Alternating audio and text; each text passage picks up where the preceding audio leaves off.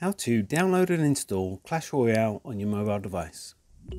In this short video, I'm going to show you how to download and install Clash Royale on your mobile device. But before I do that, please don't forget to like this video and subscribe to my channel. Okay, so I'm going to show you how to download and install Clash Royale on an Android device, but the process will be very similar for other devices. So first, head over to the Play Store. Then tap on the search bar in the top of the screen and do a search for Clash Royale.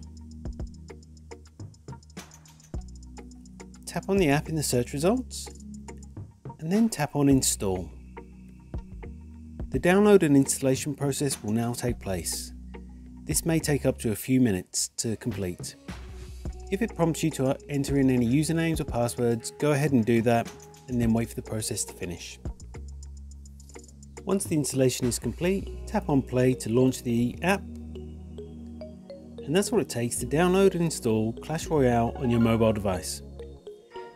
If you found this video helpful, I'd love it if you like this video and subscribe to my channel. Thanks for watching.